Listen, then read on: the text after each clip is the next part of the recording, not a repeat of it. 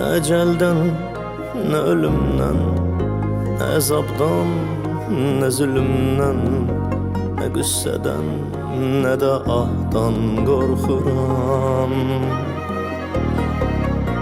Ne ecelden, ne ölümden, ne azaptan, ne zulümden, ne güsseden, ne de ahdan korkuram. Bu sevgini bitirmeyden, ben bir seni yitirmeyden, bir de ki yalnız Allah'tan korkuram. Bu sevgini bitirmeyden, ben bir seni yitirmeyden, bir de ki yalnız Allah'tan korkuram.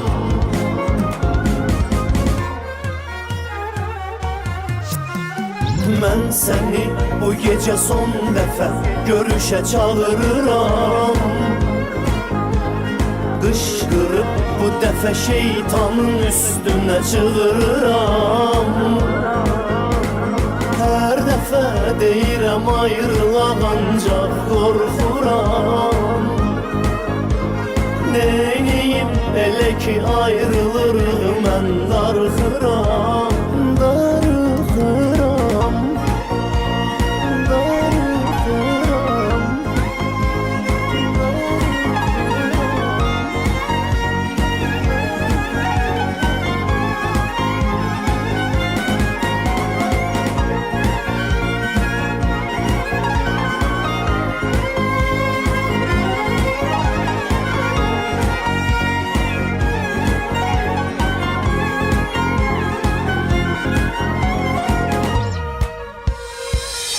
Ne ecelden, ne ölümden, ne azaptan, ne zulümden, ne güsseden, ne de ahdan korkuram.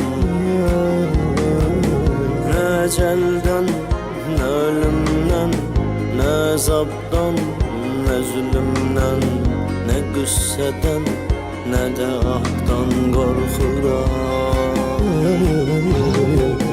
Bu sevgini bitirmeyden, ben bir seni yitirmeyden, bir de ki yalnız Allah'tan korkuram. Bu sevgini bitirmeyden, ben bir seni yitirmeyden, bir de ki yalnız Allah'tan korkuram.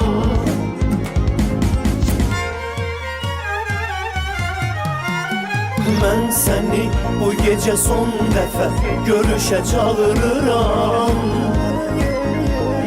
Kışkırıp bu defa şeytanın üstüne çığırıram. Her defa deyirəm ayrılaq ancaq korkuram. Neyniyim elə ki ayrılırıq mən darıxıram.